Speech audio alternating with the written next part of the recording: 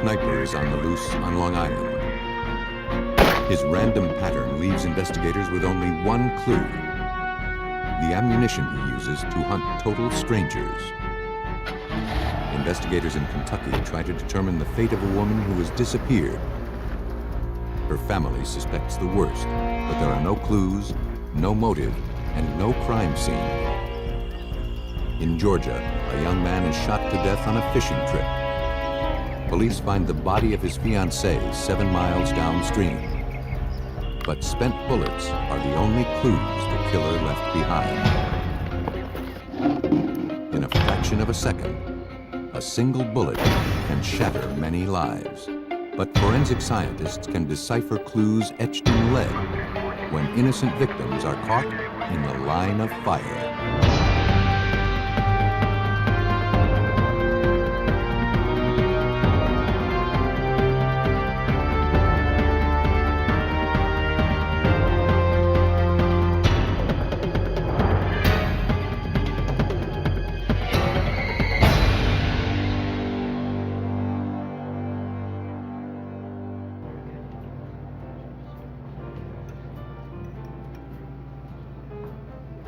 In this episode, some of the names have been changed to protect the identity of the victims and their families. How is everything? Everything's fine, thank you. On July 22nd, 1994, Sharon Chaffetz joined her husband Stephen for a late dinner at a Long Island restaurant. After many years of marriage, they were looking forward to their daughter's wedding, just 2 weeks away. Suddenly, the window near Stephen's head shattered, and he slumped to the floor. The restaurant owner quickly called for help. Suffolk County, New York police and paramedics responded to the call within minutes. But it was too late. Stephen Chaffetz was dead from a single gunshot wound to the chest. No one in the restaurant had seen the shooter. Police processed the crime scene for clues. The trajectory of the bullet suggested that someone had fired a high-powered rifle at the restaurant from an area across the street.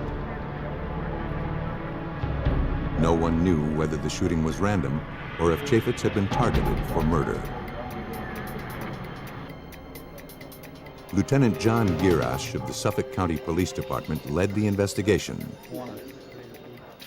He started by looking into the victim's background. In most homicide investigations, one of the first things that detectives do is to try to learn as much as they can about the victim.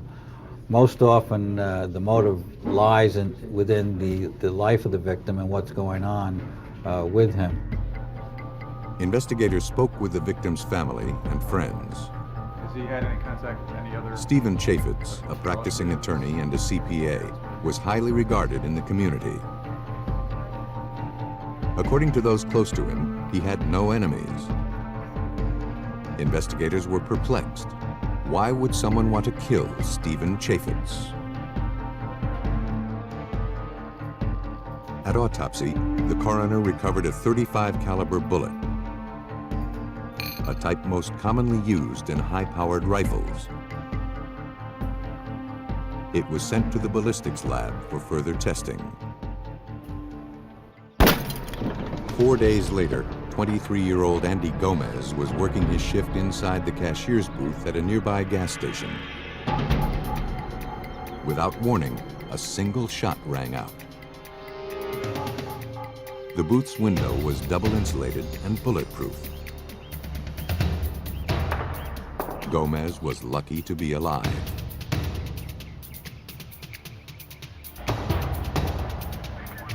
Within minutes, police secured the area. They found no trace of the shooter. Gomez had little information to offer police. There had been no attempted robbery, and he didn't see anyone prior to the shooting. The bullet, which fragmented upon impact with the bulletproof glass, was all the shooter left behind. Police collected the fragments and sent them to the lab. The MO for both attacks was identical. Bag number one. Item number one. Police hoped ballistics analysis could tell them more. After noting the similarities between the two shootings, investigators working the Chaffetz murder shifted their focus. The investigation became more complicated because it was obvious to us that the motive had very little to do, if anything, to do with the two individuals. Rather, these were now appearing to be random acts. And it's those kinds of random acts that make these kinds of investigation most difficult. The metal fragments from the gas station were sent to the Suffolk County Crime Lab. Although they were too small to compare to the bullet recovered from the body of Stephen Chaffetz, scientists were able to determine their metallic content. A visual inspection under a microscope revealed the bullets shared a common coloration. The fragments from the gas station and the bullet that killed Chaffetz both had copper jackets. It was the first small step in linking the two shootings. But examiners could not say with certainty that the bullets were fired from the same weapon. On August 3rd, a week after the gas station shooting, 42-year-old single mother Kelly Spate was finishing her shift at a local fast food restaurant. A single shot ripped through the window, hitting Kelly.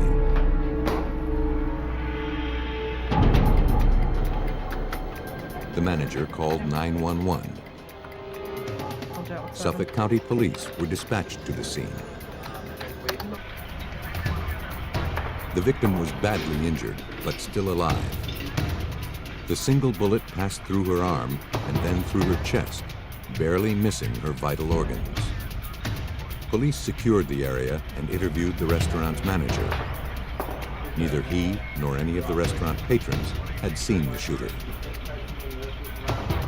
The bullet was found lodged in the wall.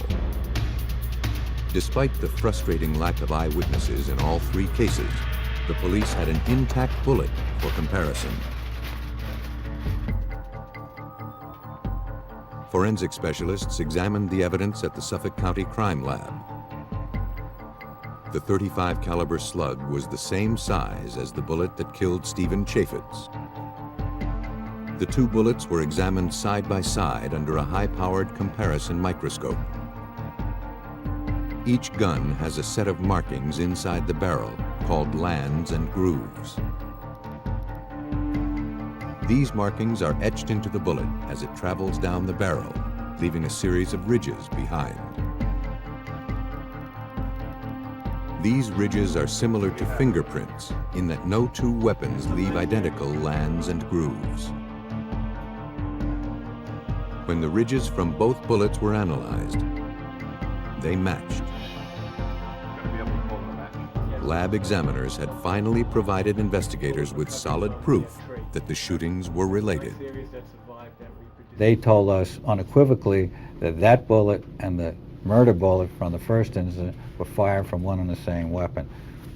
That told us as much as anything else. These were all related cases, and with that, likely at the hands of one individual. Police had no idea how or when the shooter would strike next.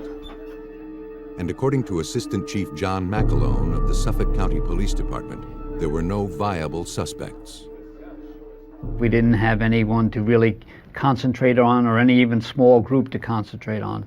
So the major obstacle in this case was identity. Who could it be? Who was it? And how could we stop him? How could we prove a case against him?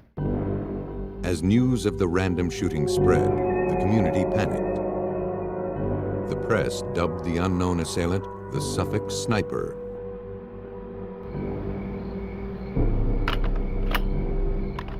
Investigators feared they were dealing with a madman who shot total strangers for the sheer thrill of the hunt. Suffolk County Police continued their search for an elusive sniper. One man was already dead, and two others had narrowly escaped his deadly aim. Investigators were baffled. There was nothing similar about our victims. this presented almost a nightmare investigatively to detectives because it doesn't give you any direction to start with. Investigators began by compiling a list of individuals who owned .35 caliber rifles. They also searched police records for recently arrested individuals charged with gun-related crimes. Publishers of various survivalist magazines were asked to send in lists of subscribers from the Long Island area.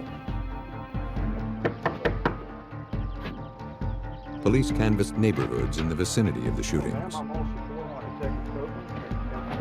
But residents reported they had not noticed any suspicious activity.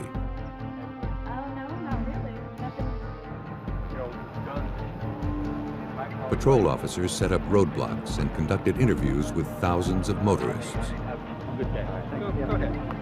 After several months, investigators had entered over 200,000 names into a database specially modified for the investigation. From these names, Sergeant Edward Light culled 600 strong leads. We're looking for people that appeared more than once. For example, if they held a hunting license and they subscribed to a survivalist magazine and perhaps were on parole, that would raise a flag to the investigators. The Suffolk County Police Department mobilized every available resource to find the killer. The massive police presence in the area of the shootings also helped to calm the fearful community. They visibly saw a lot more patrol cars than they used to. They saw the helicopter overhead more than likely. They saw the canine units all deployed within a certain area of a narrow area of maybe 9 or 10 miles. Police were desperate to generate leads. After developing a psychological portrait of the sniper, they appealed to the public for assistance. A detailed analysis of the crime scenes revealed a familiar pattern to investigators. They described the shooter as a white male in his mid-20s to early 30s, probably a gun lover and an avid hunter.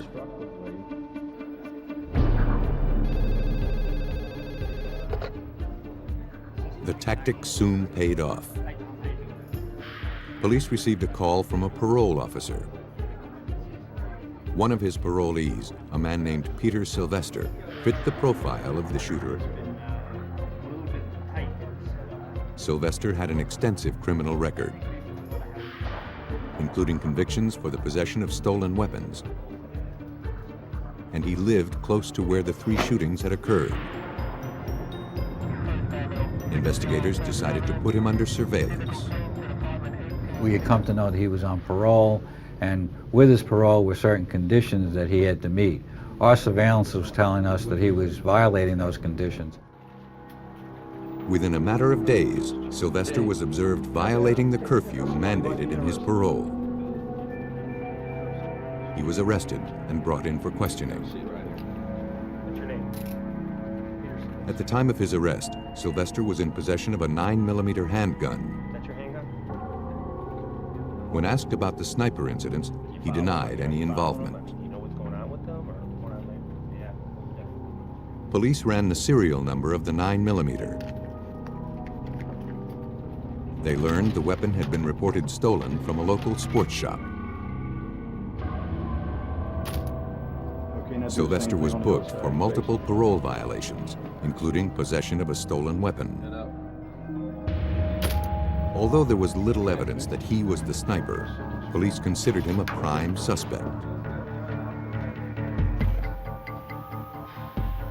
How you doing? To learn more, investigators tracked down Sylvester's former employer.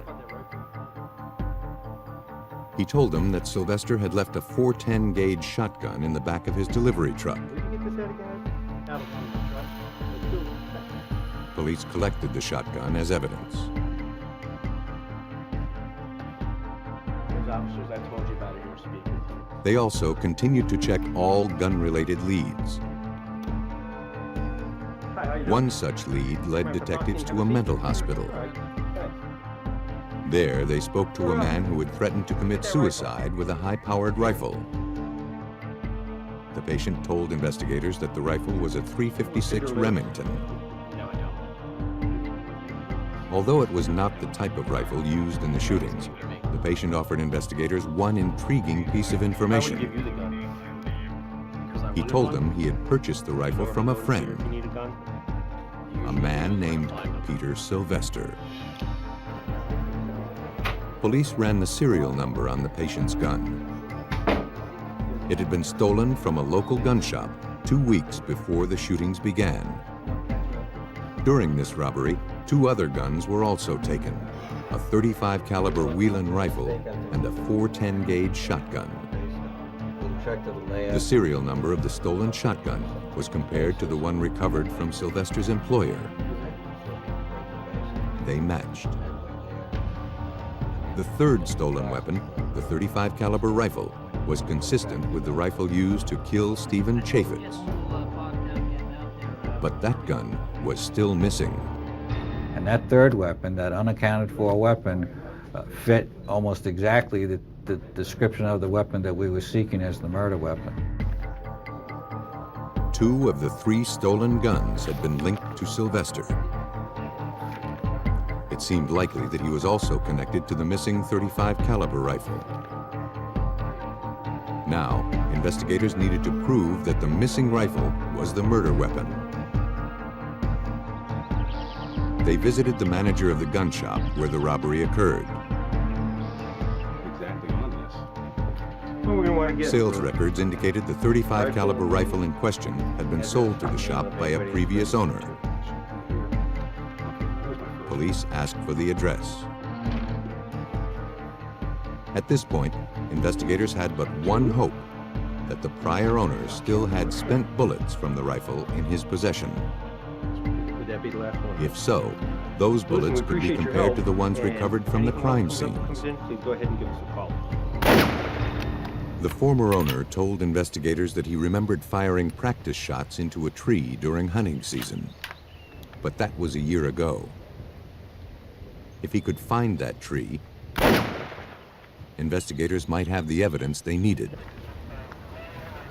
Suffolk County homicide detective Kevin Cronin was optimistic. He said he had hunted that mountain for about 20 years. He felt very confident that he could find the tree. His confidence rubbed off on us, and we went up there, myself and our investigative team. Officers followed the man into the woods. He led them straight to the tree he had once used for target practice. Noting several bullet holes, officers cut the tree down.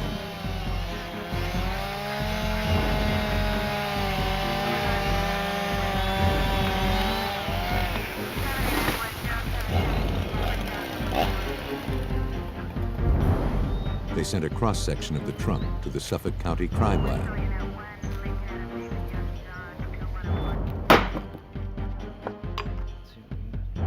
In the lab, the sections were cut open. Several bullets were recovered. Examiners could now compare these to the bullets recovered from the body of Stephen Chaffetz. The characteristics of both sets of bullets matched. Investigators had successfully used a missing rifle to link their suspect to the murder. They were slowly building their case against Peter Sylvester.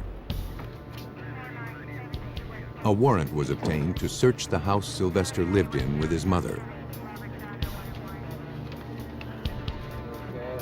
Officers believed the weapon was somewhere in the house. They checked everywhere. Hidden in the ceiling, police finally found the .35 caliber Whelan rifle. It was now up to the Suffolk County Crime Lab to prove Sylvester was the Suffolk sniper.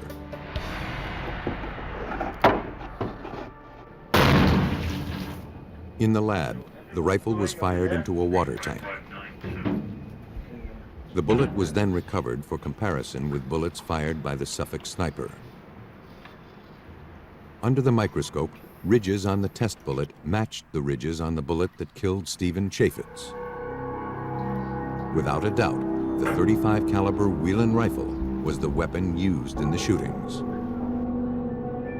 Faced with the overwhelming evidence against him, Sylvester confessed to the shootings. Did you kill these people? Yes. He acknowledged he had never met any of his victims.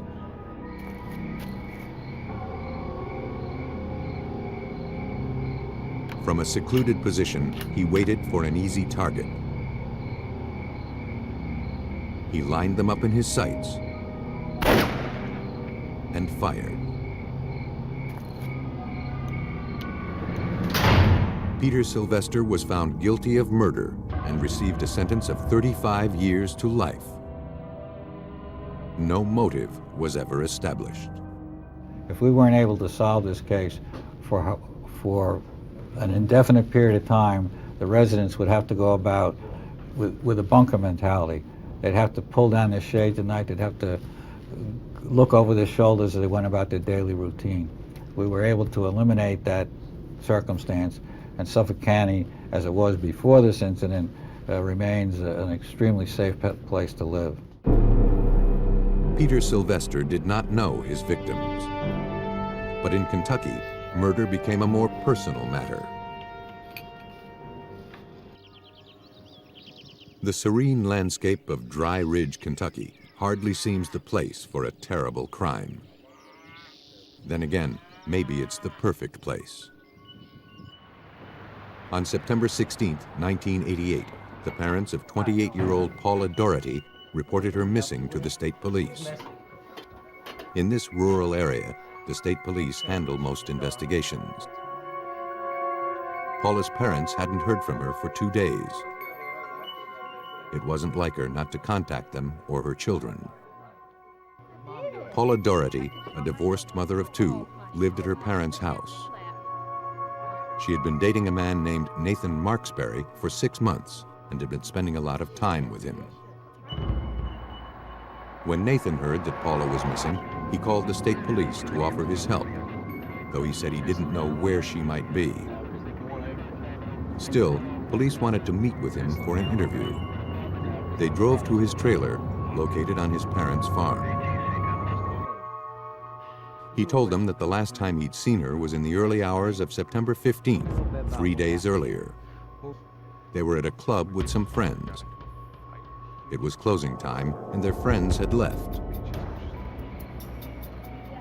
Marksberry told police that Paula had called someone to come pick her up. He didn't know why, and she wouldn't say. They waited outside. How you doing? Eventually, a woman in a yellow or tan car pulled You up. gotta take care of her, right? Paula introduced her as Shelley or Sheila. He'd never seen her before. Then they drove off, and Nathan went home by himself. Marksberry said the woman was either a cousin or a friend from Cincinnati. Paula didn't seem upset. It was all very mysterious. Investigators thought so too. Sergeant Ron Harrison learned that it was out of character for Paula to simply up and leave without telling anyone. Prior to her disappearance, the last family member that she talked to was her mother, who she called from the bar. At her about 10 or 10:30 that night, and didn't indicate to her mother at that time that she was getting ready to call anybody to come and get her. She didn't indicate that she wanted her mother to try to make arrangements to have somebody come and get her or anything of that nature. Investigators spoke to the other friends who were with Paula that night. Sergeant Harrison? Yes. Each admitted leaving before Paula and Nathan did. Sheila Quinn. And all of them said the evening didn't end on a pleasant note. When they left the bar at closing time, everything was fine. But then in the parking lot, Marksberry grew upset over losing his keys. One of the friends tried to calm him down, and Marksberry hit him.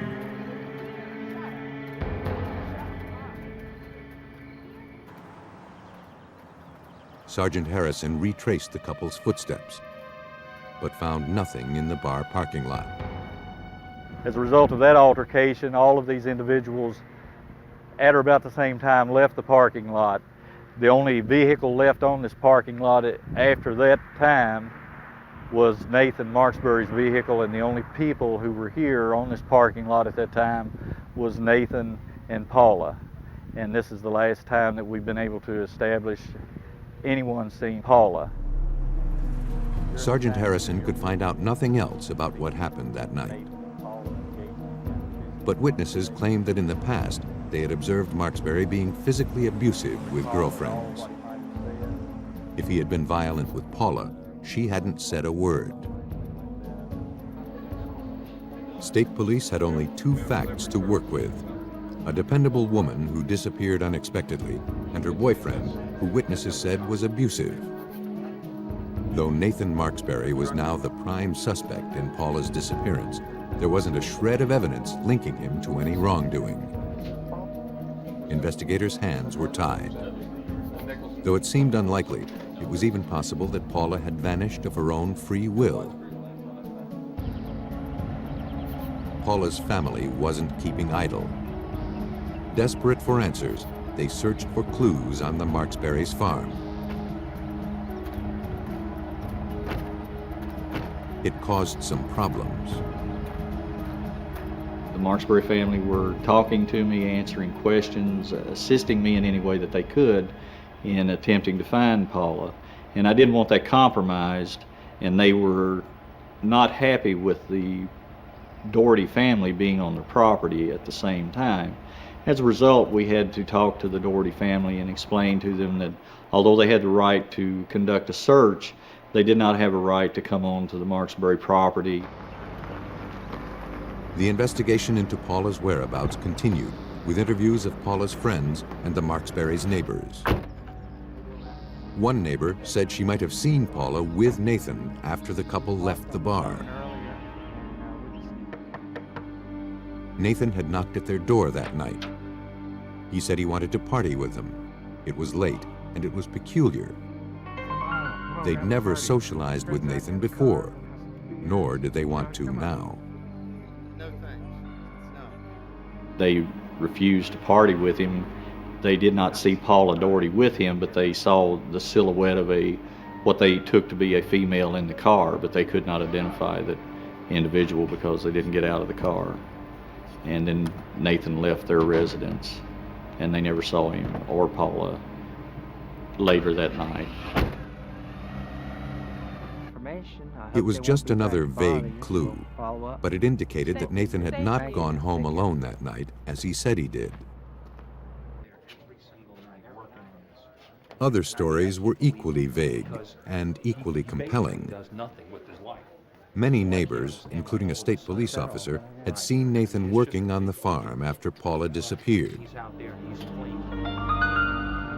He tended a fire at the farm's trash dump for 4 or 5 days. Then he was seen churning the smoldering debris. Neighbors commented that for Nathan to do any sort of physical labor at all was unusual. He was rarely seen working on the farm. It's just a big open pit. For investigators, Nathan's actions were suspicious. His behavior was not consistent with the Nathan that we all had come to know. Nathan would not get out and do something like that just in order to clean up the farm. Couple that with the fact that all of the leads about where Paula might be had wound up with nothing. I was really interested in knowing what Nathan was doing, what he was burying in that dump. Despite their suspicions, authorities had no basis for a search warrant. They had no legal right to enter the property. Marksbury was free to continue destroying potential evidence.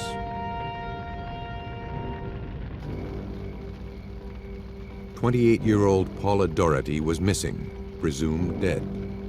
Paula's boyfriend, Nathan Marksbury, had been seen burning trash on his parents' farm in the days following her disappearance. Kentucky investigators believed Marksbury was destroying evidence, but their best lead was really no more than a hunch. To test their theory, they needed to check Marksbury's trash pile, but they had no warrant. So they tried the direct approach. They asked his father for permission. To their great relief, he gave his consent to search the grounds, just so long as they didn't disturb anything or enter buildings.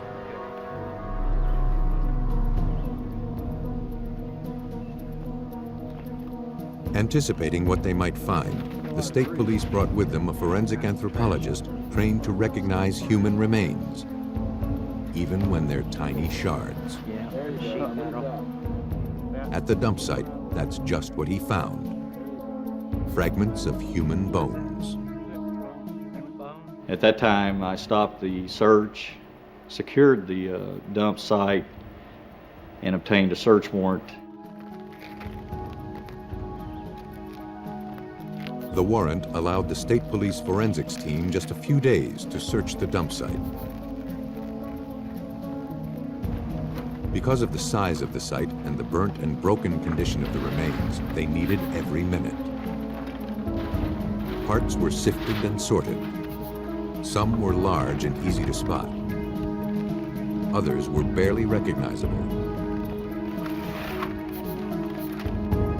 Once police had gathered as much as they could find, the remains were sent to the central facility of the Kentucky State Forensics Lab. The lab has the capacity to flesh out a case based on the smallest of clues. It's here that an apparently insignificant fragment can become a crucial piece of evidence. Crimes happen elsewhere, but they're often solved here. The forensic anthropologist must literally put the pieces back together to try to get a picture of the victim's identity and to determine what happened.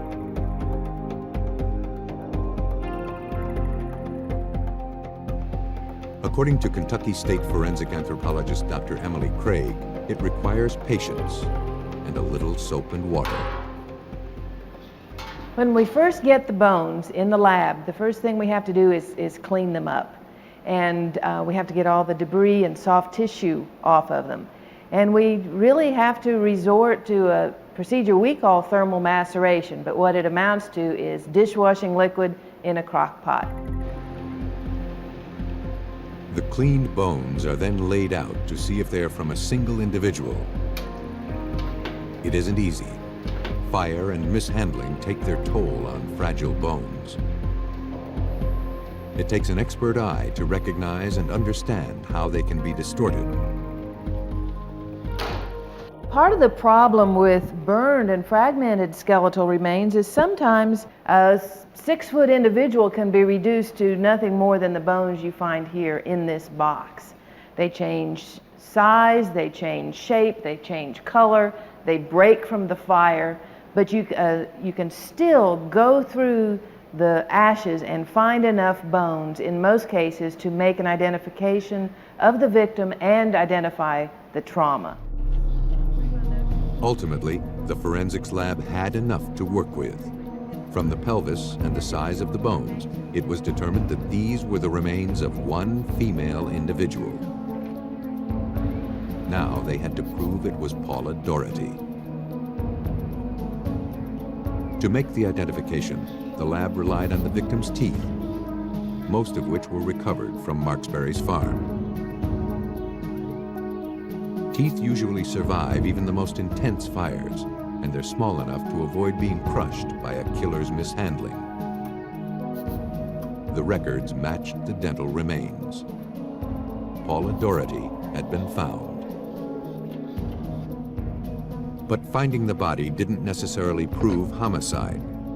In fact, once the remains were identified, Nathan Marksbury contacted police to say that Paula shot herself, and he disposed of the body because he felt no one would believe that. Law enforcement didn't believe it, but Sergeant Harrison was afraid a jury might. You work an investigation not to meet the burden of charging someone. You work an investigation to meet the burden of a conviction that will stand up on appeal. And it was a concern throughout because there was no crime scene per se, there was no physical evidence per se other than Paula's remains. Marksbury said Paula had shot herself in the head. He gave police the gun she'd allegedly used. There were no fingerprints found. It was impossible for the Kentucky State Police to determine whether she had been the one to fire it. If investigators were going to find grounds for a murder conviction, they would have to rely on the remains alone. The forensics lab began the meticulous process of piecing together the fragments of skull collected from the dump site. It was grossly incomplete, but the important parts were there, revealing not one, but 2 gunshot wounds. They told a lot. Though both shots penetrated the skull, neither was necessarily fatal. The victim might have fired both bullets and bled to death. To test the suicide theory, investigators needed to determine the trajectory of the bullets. Dr. Craig inserted rods into the bullet holes in the victim's skull to ascertain the position of the weapon. She found that Paula could not possibly have positioned the gun to her own head at those angles. Someone else had fired the gun. Nathan Marksberry, you're being Police arrested. believe that person was Nathan Marksberry. He had the gun. He attempted to destroy the body. Based on the evidence, he was arrested for the murder of Paula Doherty. Nathan Marksberry was sentenced to life in prison, plus an additional 15 years for tampering with evidence.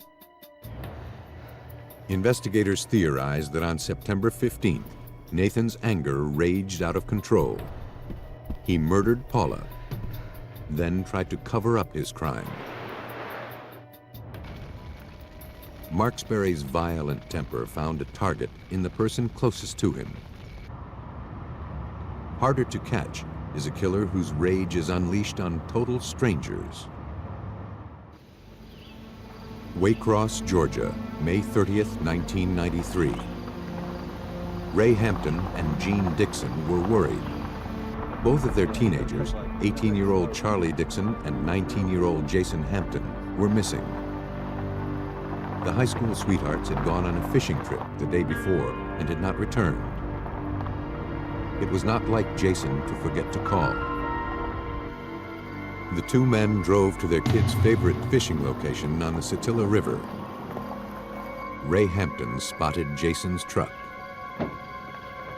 Their worst fears quickly became a reality. Ray found the body of his son face down in the dirt. The boy had been shot several times. Jean Dixon's daughter, Charlie, was nowhere to be found.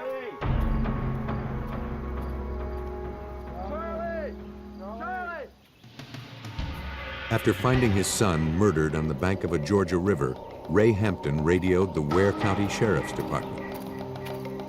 His son's young fiancée was still missing. Police cordoned off the entire area and carefully processed the crime scene. They searched for anything that might point to the killer. Jason Hampton had been shot in the back. Several .22 caliber bullet casings were recovered from the ground near his body. Jason's truck was thoroughly dusted for prints, but none were found. His fishing poles were missing. Police also searched the riverbank for evidence. Still, there was no sign of Charlie Dixon. Local police called the Georgia Bureau of Investigation for assistance. Special Agent Bill Butler took the call. We knew at that time that we had a major case on our hands. We had a young man who had been brutally murdered, and we had another teenage girl who was missing. Certainly there was a great deal of concern on all of our parts to find her and to find the perpetrator. Investigators split up into teams to search for Charlie Dixon in the wooded areas along the Satilla River. She was nowhere to be found. But investigators refused to give up hope that they would find the young woman. 7 miles upstream from where Jason's body was found, officers made a tragic discovery.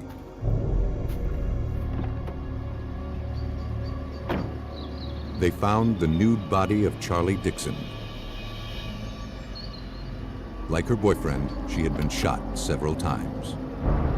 It appears to us in the investigation that the sequence of events that occurred was that after Jason was shot and killed at the scene, that Charlie Dixon was also shot, and she was taken from the scene and was taken to the wooded area in the north part of the county near the Pebble Hill community. In less than 2 hours, police were processing their second murder scene. The killer had left behind few clues. No shoe prints or tire tracks were found. Looking for valuable evidence, police collected everything they could find at the scene. Charlie Dixon's body was taken to the coroner for further examination. The coroner determined that Charlie Dixon had been sexually assaulted. Investigators hoped they would be able to extract and identify the killer's DNA from the biological evidence collected. The swabs were sent to the Georgia State Crime Lab for analysis. Forensic biologist John Wagle examined the evidence. When you run the DNA test on the swabs, the first thing you determine is there enough material DNA present to continue with the test? And yes, there was. The DNA was viable, but police had no suspects to compare it with. They knew they would have to work quickly. The critical time in any major investigation is the first 7-8 hours of the investigation. So that's when you're going to do the most important work that you do in an investigation. That includes the crime scene investigation. It includes your initial interviews with victims' friends and families, and where you're going to find out the most important information in the case that will hopefully lead you to a solution. Hoping to find a lead, police interviewed the victim's parents. The Hamptons and the Dixons told investigators that their kids were well liked by their peers and had never been in any trouble. Charlie, a high school senior, was looking forward to graduation. She and Jason, a freshman in college, had just gotten engaged. The parents told investigators that on the morning of May 30th, Jason picked up Charlie to go fishing. They planned to spend the entire day at the Satilla River. That was the last time they were seen alive.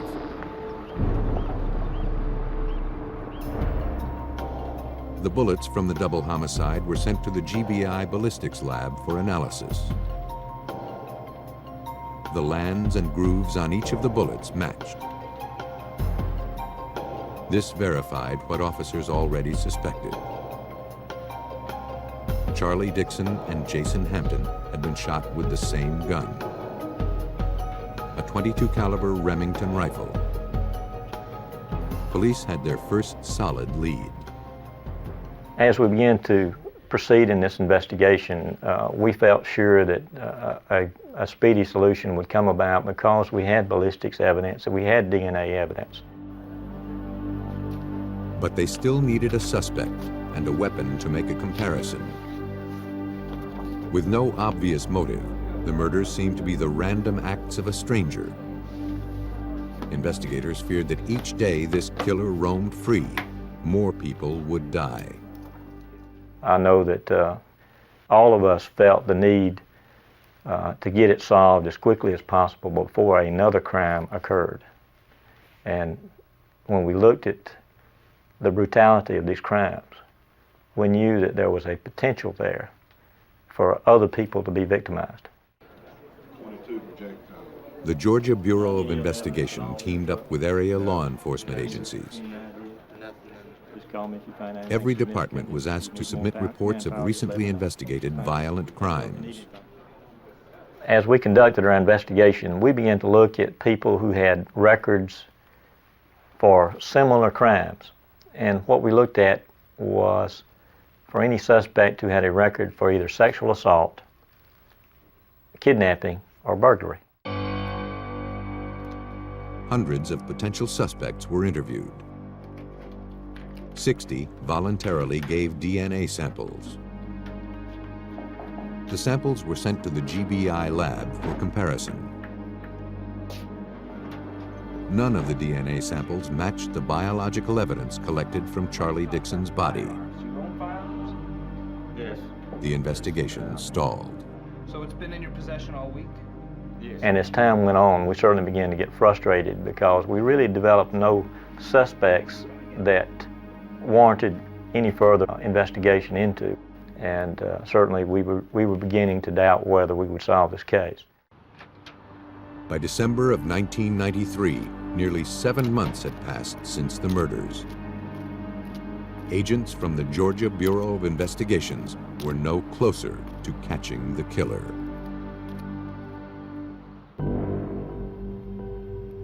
Investigators in Waycross, Georgia, struggled to solve the brutal double murder of 2 high school sweethearts.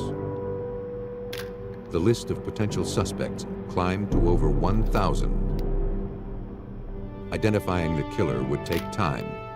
And patience was the name of the game. And we preached it every day in our task force meetings, to be patient, to keep proceeding, to follow every lead, to document everything, and to keep going ahead until we found the perpetrator of these brutal murders. Their patience paid off. Investigators finally got a break. It came from a local jail. Authorities told agents about a prisoner who was recently placed in custody for violating his parole. The man had threatened to kill his mother and brother with a rifle. His name was Billy Daniel Rawlerson. A background check revealed that Rawlerson was on parole after serving time on a burglary conviction. Where have you been last week? Investigators questioned Rawlerson about the murders. No? You ever been down there? He denied any knowledge of them.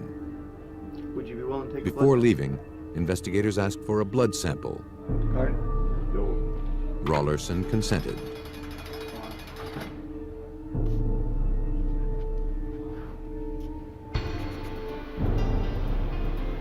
At the GBI crime lab, scientists extracted DNA from Rawlerson's blood sample. The results of the DNA test reveal banding patterns unique to each donor.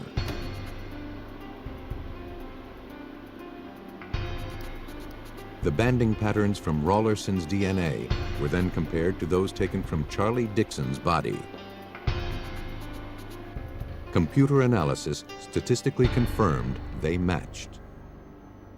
No more than 1 in 10 billion individuals could have that pattern, and that with a reasonable scientific certainty, the DNA from the biological material on the swab originated from Mr. Rawlerson.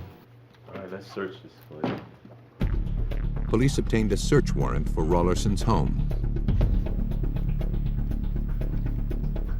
There, they found 2 fishing poles. One was identified as belonging to Jason Hampton. They also found a dismantled rifle, a .22 caliber Remington Model 66.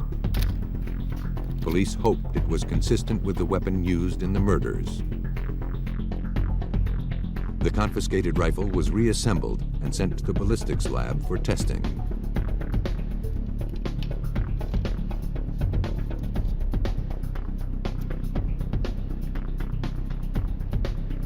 The rifle was fired into a vertical water tank. The water stops the velocity of the bullet without damaging the projectile, leaving the lands and grooves intact for comparison. Examination confirmed without a doubt that the bullets that killed each of the victims had been fired with this rifle. Faced with this evidence, Rawlerson confessed. Conclusive proof that you raped and murdered Charlie Dixon.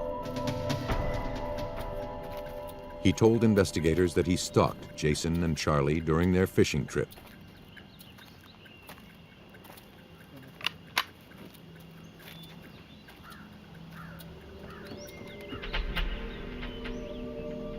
When the couple got into the truck, he shot Jason Hampton. He later raped and murdered Charlie Dixon. On March 5, 1994, Billy Daniel Rawlerson was sentenced to die in Georgia's electric chair. When a gun is used to commit murder, bullets can provide the strongest evidence of a killer's guilt. Using advances in forensic science, investigators can read clues etched in lead to find justice for innocent victims who have fallen in the line of fire.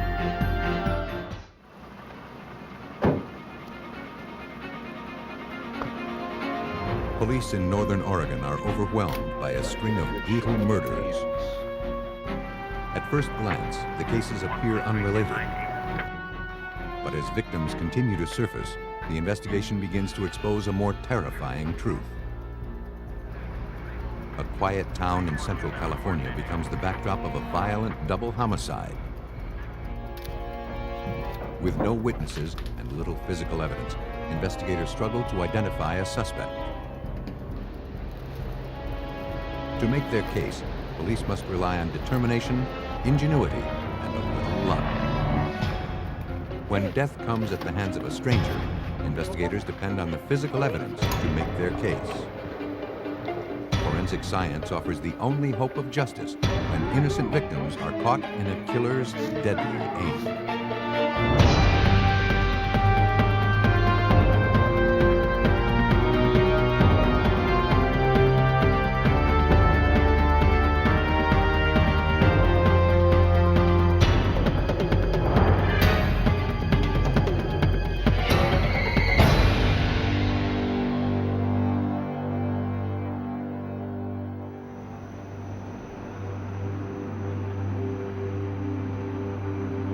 Only 16 miles from Portland, the quiet town of Hillsboro, Oregon feels far away from the problems of big city life.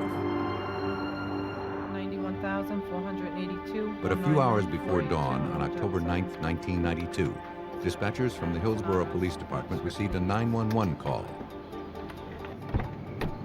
A resident living along Cornell Road reported hearing multiple gunshots. Police arrived at the scene to find an abandoned 1966 Volkswagen Beetle pulled up onto the sidewalk. The car was riddled with bullets. Shattered glass, a purse, and traces of blood littered the front seat.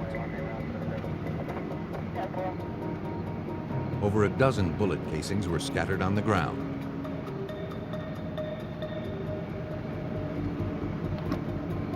In the glove compartment, police found the vehicle's registration. The car belonged to a woman named Martha Bryant. Vehicle registration here. A driver's license found inside the purse also belonged to her. But Martha Bryant was nowhere to be found. As officers tried to piece together what had happened, another call came in from police dispatch. Yeah, go ahead. Half a mile away, All right, witnesses reported a woman lying bleeding in the road.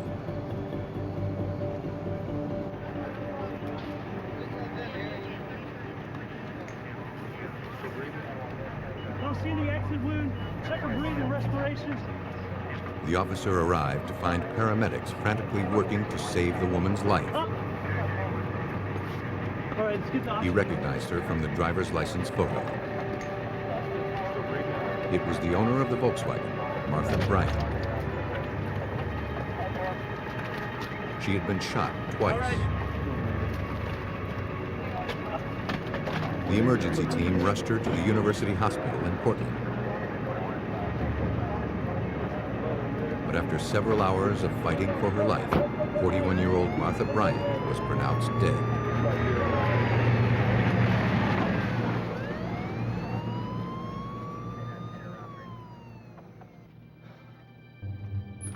Later that morning, authorities contacted her husband. Sergeant Robinson, Police Department. I can talk to you about your wife. He couldn't imagine anyone wanting to harm her. He said that Martha was a dedicated midwife at the hospital where she worked. You want to hold her?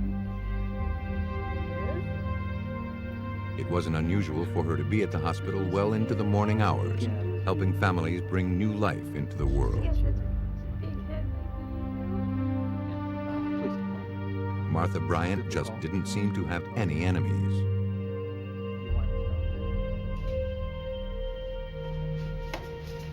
At autopsy, the medical examiner noticed signs that Martha Bryant had been sexually assaulted. A single 9mm bullet had pierced her lung. But it was an execution-style shot from a .22 caliber weapon to her right temple that killed her. The slugs were removed and forwarded to the crime lab. Number 4. 30 degrees. Criminalists at the Oregon State Police Crime Lab began scouring the Volkswagen for clues. 2 is Number 1, 20 degrees. Trajectory analysis showed that Martha Bryant had driven through a hail of bullets. Number 5, 30 degrees. Examiners determined that 17 rounds had pierced the car. The attack had come from 2 positions.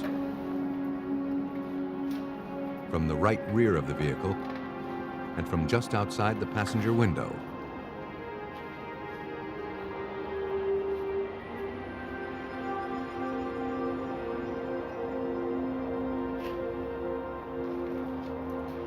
It looked like an all-out ambush by someone determined to kill her. Jacketed 9mm.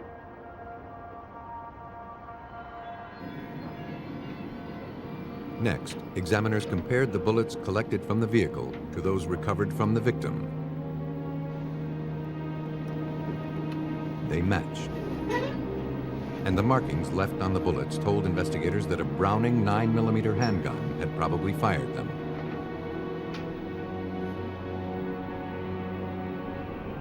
Examiners also confirmed that the fatal shot to the victim's head had been fired from a different weapon, a .22 caliber handgun. This suggested 2 shooters.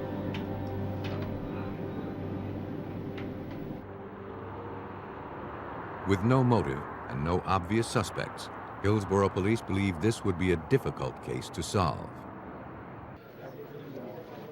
Detective Michael O'Connell of the nearby Washington County Sheriff's Department was asked to assist in the investigation.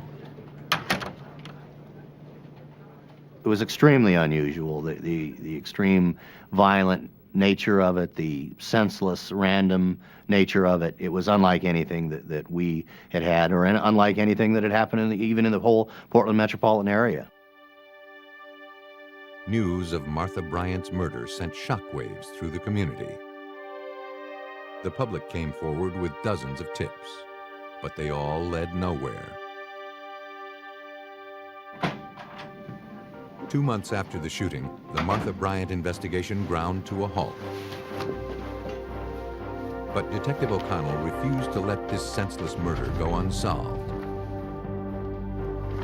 Believing that Martha Bryant had been randomly targeted, O'Connell began reviewing another cold case he was working from a year earlier. That victim also seemed to have been targeted by a stranger. He began looking for signs that the 2 cases may be connected. On April 19, 1991, Washington County investigators were dispatched to the home of an elderly Hillsborough resident. There, they discovered 62-year-old Margaret Schmidt. Get in that angle there. She had been sexually assaulted, strangled, and then suffocated with a pillow. The only piece of evidence recovered from the scene was a man's size 8.5 Reebok sneaker print left in some spilt talcum powder.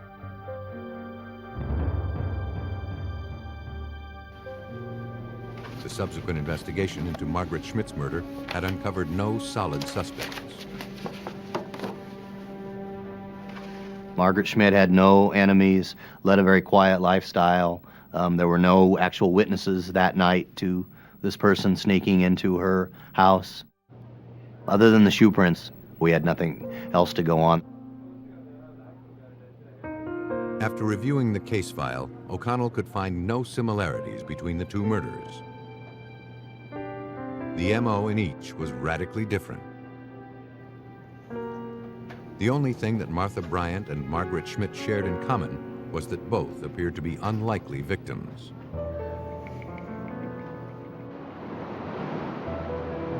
Still, investigators at the Washington County Sheriff's Department needed to find a way to close these two investigations. And their caseload was about to increase.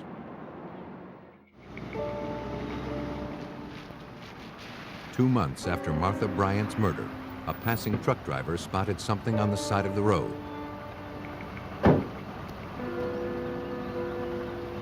As he got closer, he realized he had found the lifeless body of a young woman. He immediately called the Washington County Sheriff's Department. Detective Scott Ryan received the call. The information that we had at that point was not specific. The people on the scene did not know if it was the victim of a hit and run or if the body had been dumped for some other reason. When officers arrived at the scene, they found that the victim had been shot at point-blank range from underneath her chin by a .22 caliber pistol.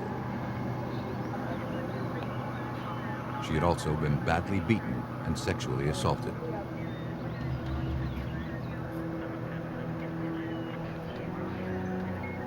But other than the bullet used to kill her, no physical evidence was recovered. Investigators had no idea who this woman was or why she had been murdered.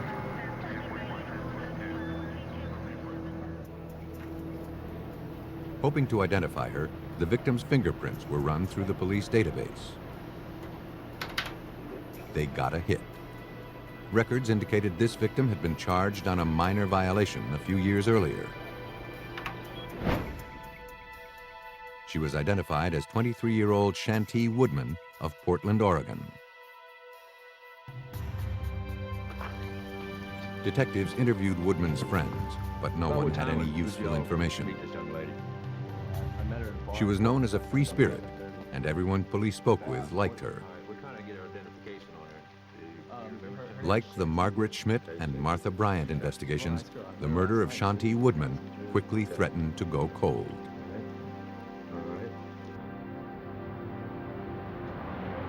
To keep the number of unsolved murders from growing higher, Washington County authorities organized a task force comprised of officers from area law enforcement agencies. The difference in the ages of the victims and the different MO in each murder led the team to conclude these cases were unrelated. And though a .22 caliber handgun had been used in two of the murders, examiners at the lab concluded they were different weapons. For the next several months, police followed hundreds of leads in each of the three unsolved cases. But despite their efforts, little progress was made. And then, new reports of violence began to pour in. The normally quiet community of Hillsborough seemed to be caught up in a deadly crime wave.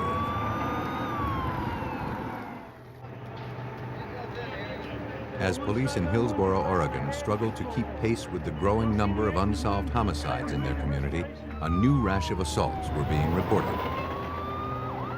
Investigators learned that two elderly women had been attacked in separate incidents.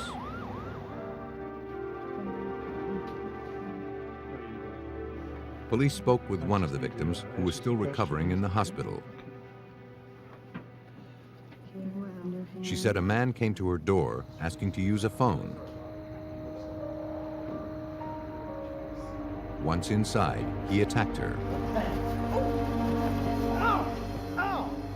But the woman managed to activate an alarm pendant. The assailant panicked and fled. The woman was certain that her attacker was a man who used to live in her apartment building. 30-year-old Caesar Baroni. The second victim was also able to identify Baroni as her assailant.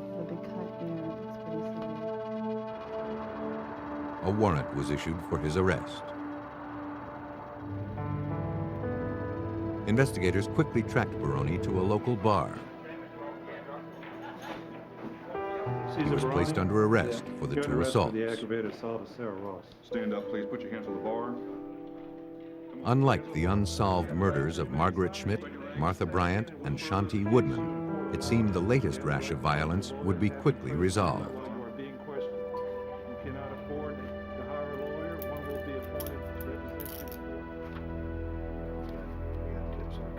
At the weekly task force meeting, Detective O'Connell learned about Baroni and details of the recent assaults. Baroni had an extensive felony record, which included a number of assaults and rapes on elderly women. As he continued listening, Detective O'Connell realized that the MO of the recent assaults bore striking similarities to one of the unsolved murders, that of 62-year-old Margaret Schmidt. Right away, we're speculating, could he be responsible, at the very least, for the murder of Margaret Schmidt, because of the age of these victims that survived and the fact that the one victim lived only a block away from Margaret Schmidt. Though it was only a hunch that the cases may be connected, detectives interviewed Baroni in jail. He claimed he had never heard of Margaret Schmidt and denied any involvement in the recent assaults on the elderly women. Having been positively identified, investigators were convinced that Baroni was lying. Glock 37. Looking for any useful information, they asked him if he owned any weapons. I've got an AK-47. To their surprise, he admitted to owning several. I've got One, he said, was a Browning 9mm semi-automatic pistol. Investigators had been searching for the same type of gun in connection with the shooting death of 41-year-old midwife Martha Bryant. The hunch that Baroni was connected to the murder of Margaret Schmidt had uncovered a possible link to another unsolved case.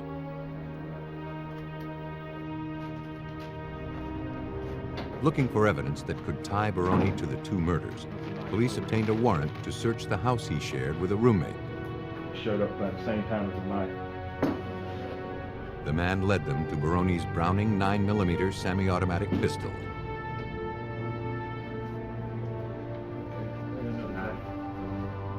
Let's go ahead and take this one. We sent that gun in to be test fired and compared to the Martha Bryant ballistics evidence. But at that time, it was only a hunch. There was nothing that directly led us to believe that he killed Martha Bryant. Police continued searching for evidence that could tie Baroni to the unsolved murders. In his bedroom, they found another potentially vital clue. A pair of Reebok tennis shoes, the same type of shoe that had left the print at the Margaret Schmidt crime scene.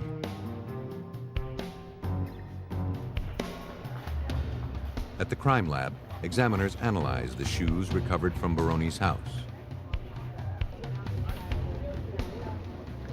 They were determined to be Reebok ERS tennis shoes, size 8.5.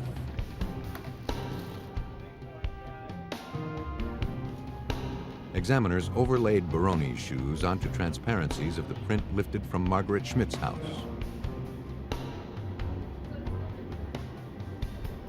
The unique characteristics present on the treads of Baroni's shoes were identical to those found at the crime scene. Examiners concluded that Baroni's shoe had left the print.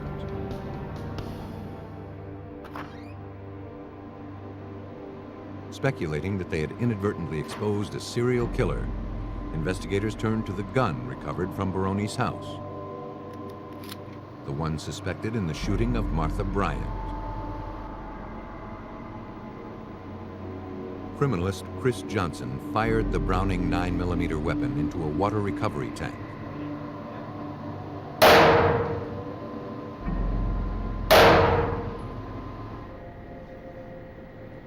Under a comparison microscope, the samples were compared to the 9mm bullets recovered from Martha Bryant's lung and from her Volkswagen.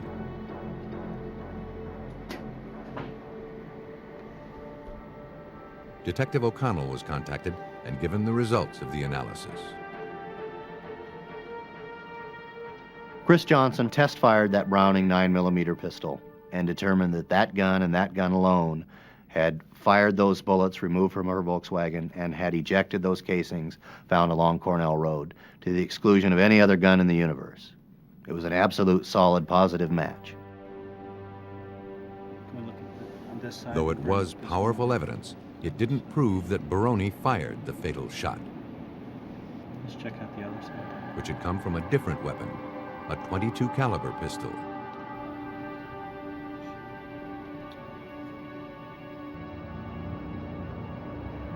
As police searched for that gun, they got a break. An inmate locked up with Baroni came forward. I'm sick of this guy. The inmate said Baroni had been bragging about the murder of Martha Bryant. You know, the weapons he used. Baroni told the inmate that he was the lone gunman. You know, how he shot the woman. He had used the 9mm to shoot up the victim's Volkswagen and then the .22 to deliver the fatal blow. This guy's crazy. You know, like he's the baddest criminal. And that wasn't all.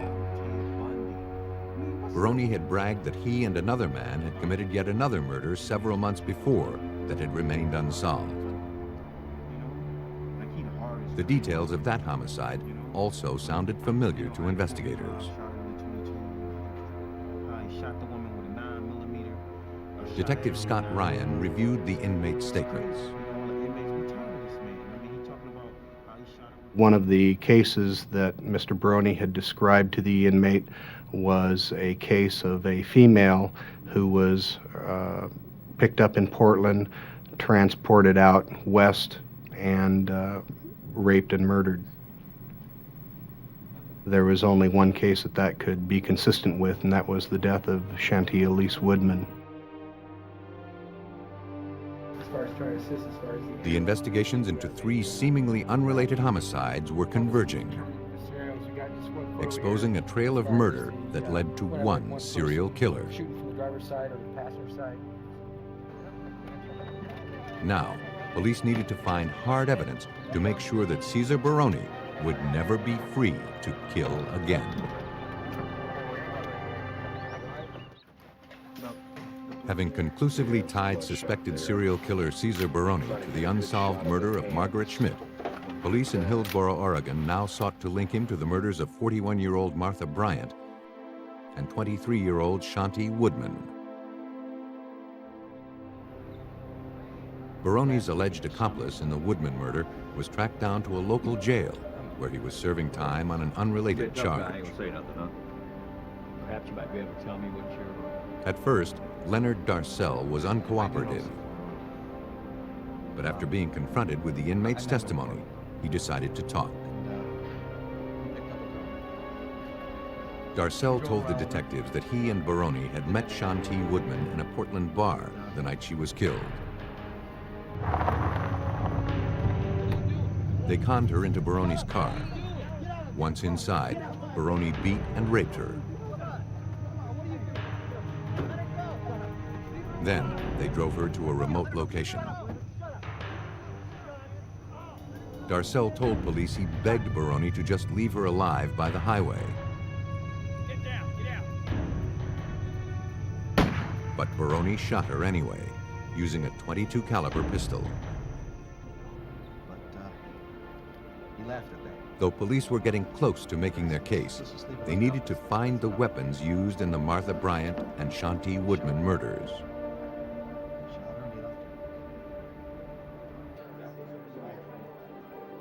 In the course of interviews with Baroni's acquaintances, the police learned that he had scattered guns all over town, leaving many with ex-girlfriends. Police tracked down and collected several of these weapons, including a number of .22 caliber pistols.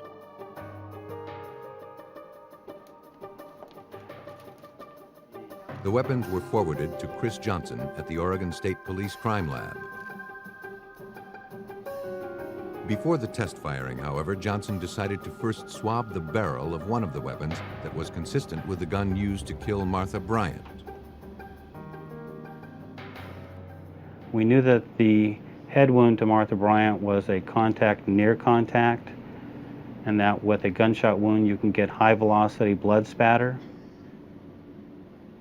We swabbed the outside of the barrel and the inside of the barrel first before we test fired it to check for back spatter. We were able to find blood inside the barrel.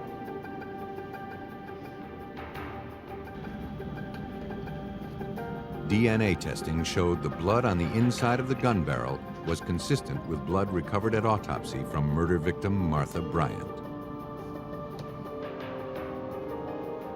This was the link needed to prove that Baroni's gun delivered the fatal head wound.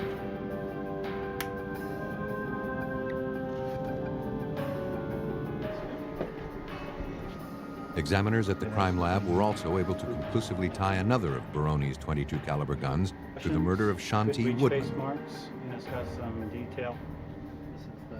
In all, Oregon authorities had linked serial killer Cesar Baroni to 3 unsolved murders.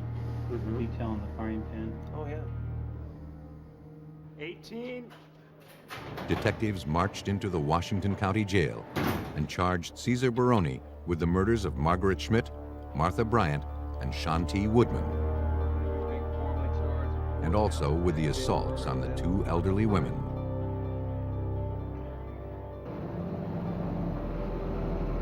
Based on the evidence, police believe that Baroni constantly prowled the area, searching for vulnerable women to abduct, molest, and kill. Though he targeted elderly women, anyone who crossed his path was a potential victim. Not only had he gone after so many elderly people that should have had some type of peace in their later years, but he'd performed some very terrifying attacks on some people that were just totally unsuspecting as to what a predator he really was. Cesar Baroni stood trial for the murders of Martha Bryant, Shanti Woodman, and Margaret Schmidt. In all 3 trials, he was sentenced to death. For his involvement in the Shanti Woodman kidnapping and murder, Leonard Darcell was sentenced to 20 years without the possibility of parole. Serial killer Cesar Baroni waited until his victims were alone before attacking. Other killers strike whenever the opportunity presents itself.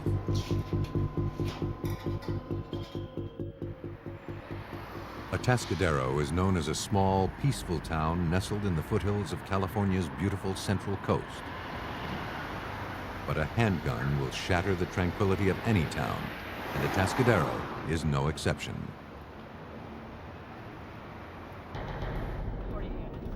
Shots fired, 8700 block. In the early morning hours of February 5th, 1987, police and paramedics were dispatched to an apartment complex.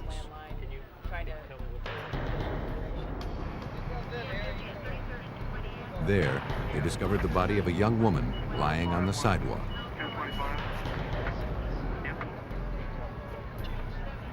She had a single gunshot wound to the left temple. The emergency team also removed a nylon stocking that had been used to gag the victim.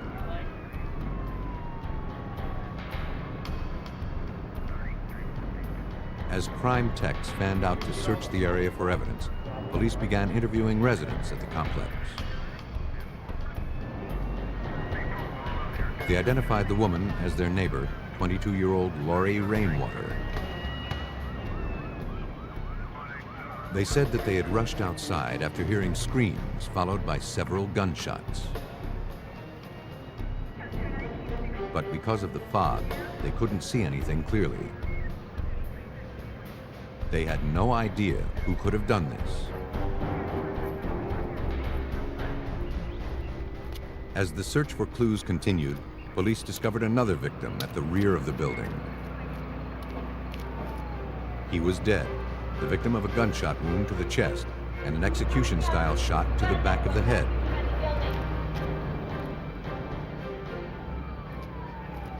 He had also been gagged with a stocking. Neighbors later identified him as Lori's husband, 25-year-old John Rainwater.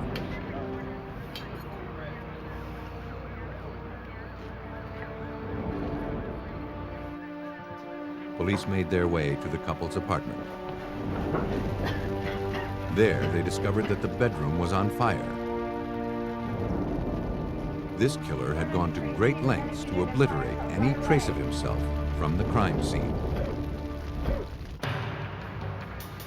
Police in Atascadero, California, continued searching for clues in the double homicide of John and Lori Rainwater. After extinguishing a fire that had been deliberately set inside the couple's apartment, police began processing the scene. Blood spatter found throughout the apartment suggested a vicious attack.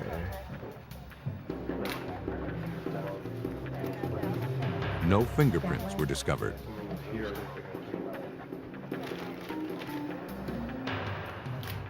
Police did find evidence that the murdered couple had been bound. Yards of duct tape used to bind them were recovered. They also found 2 makeshift mittens made from socks wrapped with duct tape, probably used to keep the victims from loosening their bonds.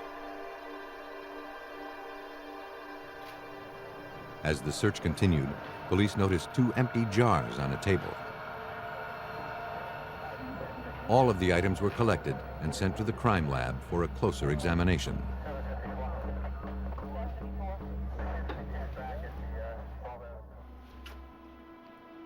At autopsy, the medical examiner determined that each of the victims had suffered deep, blunt force lacerations. There were also signs that they had been sexually assaulted. But it was a .38 caliber gunshot wound to the head that killed both John and Lori Rainwater. The recovered slugs were forwarded to the California Department of Criminal Justice Crime Lab.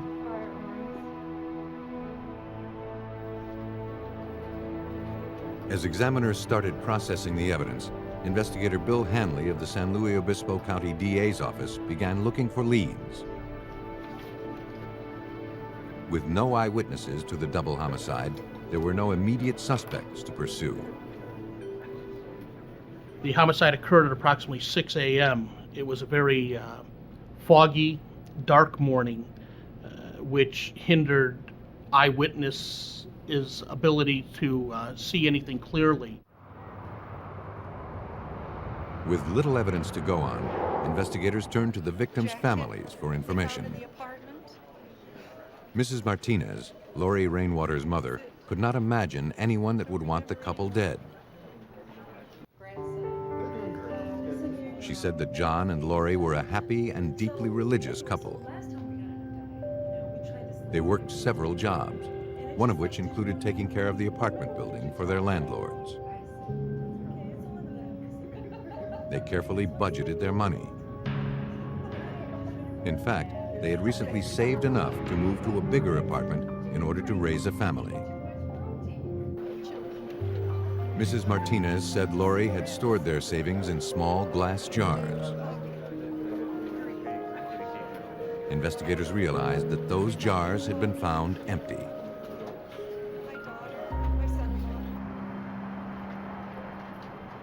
The information led investigators to theorize that robbery was the motive behind these savage murders.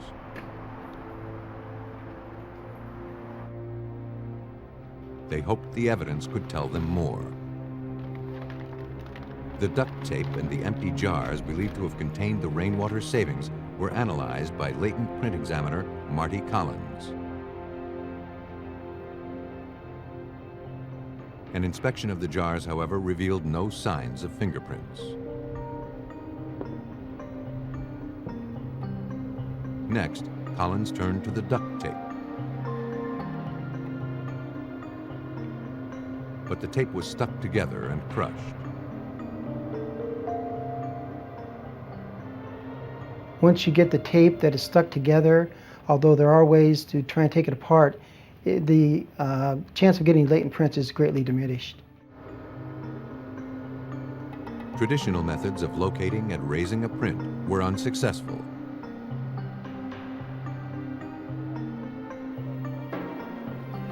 But Collins had one technique left to try: a dye staining process. After applying the chemical rhodamine 6G to the tape, a laser light was applied to the evidence. The dye adheres to any latent prints present on the tape. Under the light, a small section of a fingerprint emerged.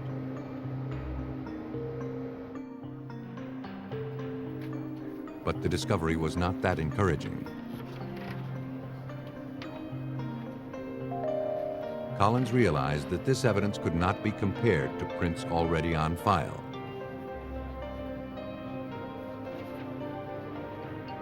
The print from the tape was from high up on the tip of the finger, not on the pad of the finger where inked prints of suspects are taken.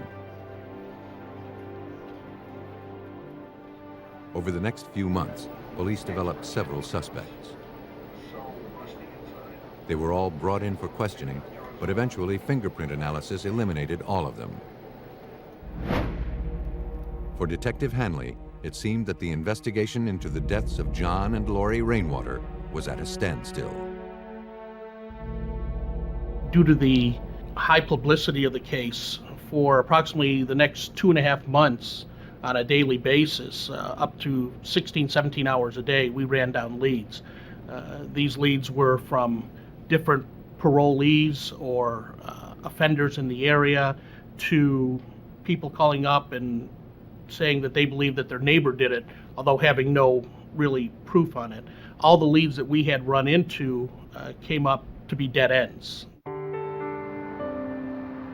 But then, on April 29, 1987, 2 months after the murders, police received a phone call from a woman who claimed to have information about the Rainwater homicides. She agreed to come in and answer questions. The informant said that she had met the Rainwaters a few days before they were murdered.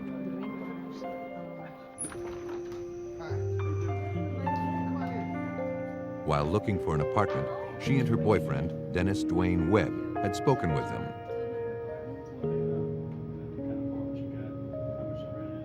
The Rainwaters explained that they only collected rent money from the tenants for the landlord.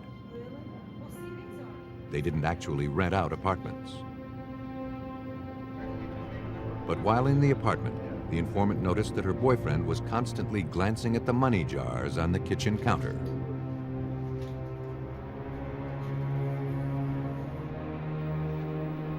For investigators, the story hardly proved murder. But there was more. She went on to say that a week or so after meeting with the Rainwaters, she and Dennis Dwayne Webb were arrested in a drug raid. Police had collected drugs and several weapons, but failed to find a hidden .38 caliber pistol.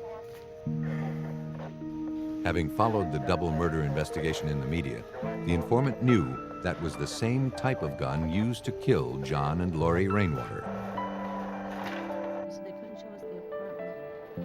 The informant was released on bail the following day. Shortly thereafter, Webb called her from jail. He wanted to talk about the hidden .38 caliber handgun. She advised me that at Dennis Webb's insistence that she was to dismantle the gun, take it to the coastal area in California, and throw it off the cliff into the ocean. The informant did as she was told. After taking the gun apart, she drove to a remote area along the coast and threw the gun over a 300-foot cliff.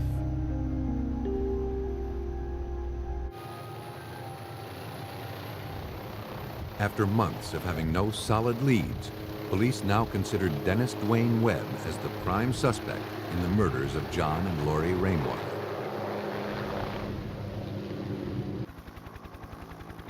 But to make their case, they needed to locate the murder weapon.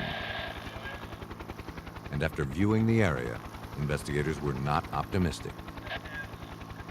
Frankly, when I went there and noticed where she did throw it off, I thought there was little or no chance of ever recovering that weapon again.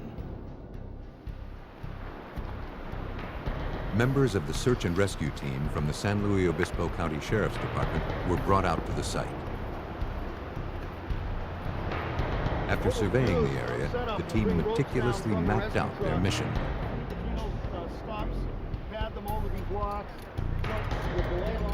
They double-checked all of their equipment to ensure their safety, and then geared up.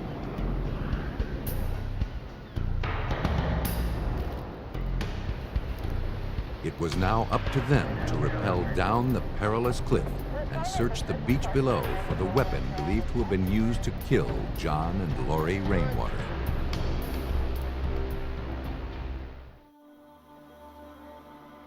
As investigators in Atascadero, California, continued searching for evidence in the slayings of John and Lori Rainwater, they finally got a break.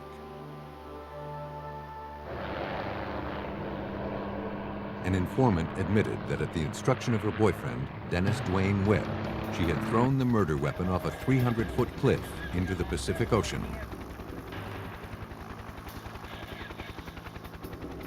Though finding the weapon seemed like a long shot, the search and rescue team slowly made their way down the sheer cliff. Because of the treacherous conditions, it took the two-man team nearly 3 hours to reach the bottom.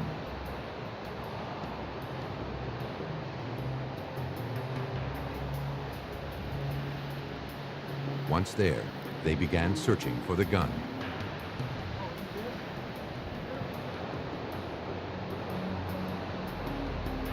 For over an hour, the search turned up nothing.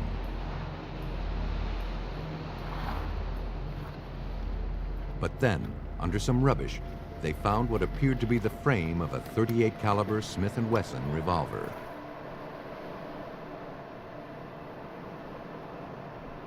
Though it was badly damaged, police believed they had found the murder weapon.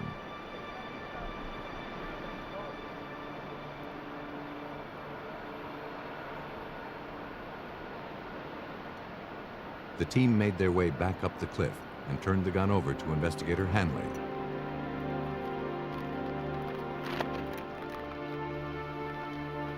For him, its value as evidence was questionable. Looking down the barrel of this weapon, this was covered completely in rust.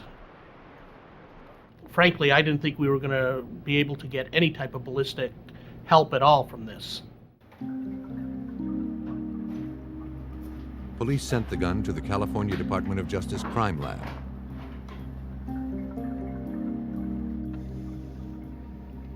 Technicians managed to reassemble and clean the gun enough to test fire it.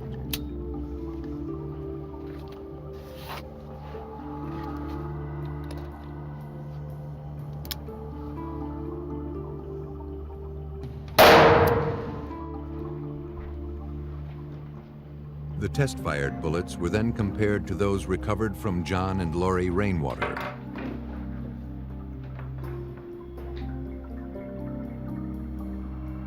The markings left on the bullets as they traveled down the barrel of the gun matched in some areas, but not all.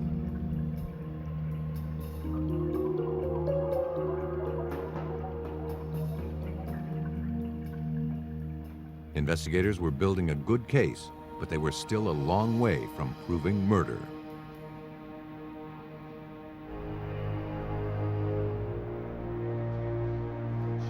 Police turned to their informant for help. They wanted to try and coax Webb into a confession. They asked his girlfriend to wear a wire and record conversations with him in prison. She agreed to cooperate, despite the danger of being exposed. I'm convinced that the informant's motivation was only to see that justice was done. At no time during the investigation did the informant ask for any leniency on any pending criminal case she had, nor did she ask for any type of reward that was out there. It was only to see that justice was done. During their conversations, Webb made no overt references to the murders. He believed that the correctional facility recorded all conversations. But when the informant told him she was worried that police suspected him in the murders, he began talking. But he spoke in code. Police were able to break it. For instance, when he referred to the weapon that was recovered off the coastline, he referred to that as a cat. When he would talk about killing somebody, he would talk about popping grapes. It was that kind of code that we had to decipher. Webb assured the informant not to worry.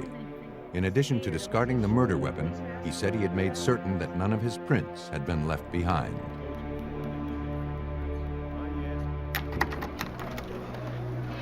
Though Webb's statements were incriminating, they fell short of a confession.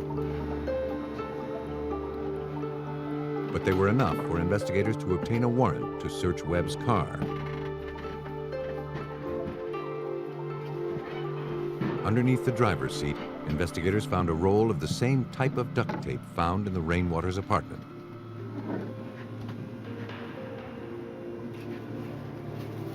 In the trunk, they found a receipt for the tape, stamped with the date and time, February 4th, 1987, at 8:37 p.m.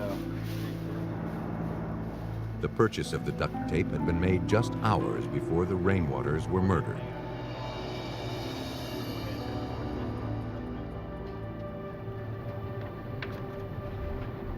Though convinced that Webb was the killer, police still needed to physically link him to the crime scene.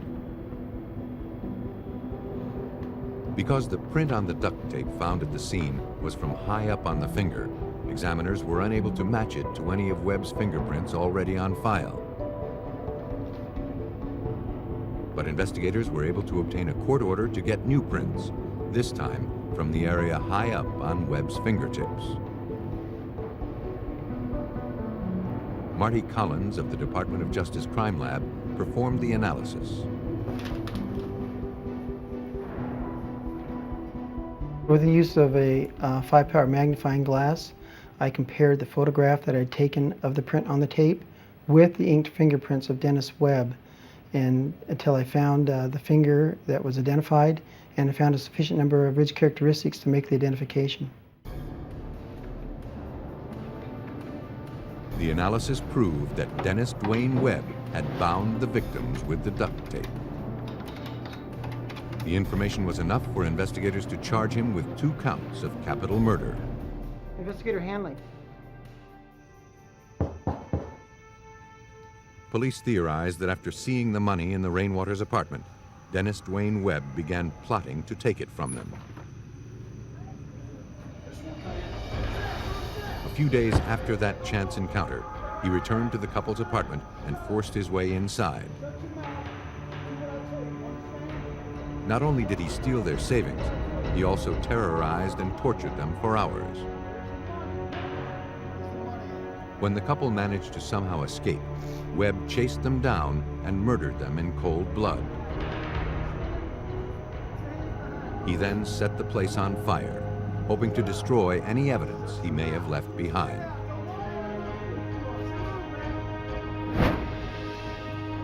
On June 20th, 1988, Dennis Dwayne Webb was convicted of burglary, robbery, and 2 counts of murder with special circumstances. During the penalty phase of the trial, Webb testified, and for the first time admitted his responsibility for the deaths of John and Lori Rainwater. After hearing his admission of guilt, the jury sentenced Dennis Dwayne Webb to death.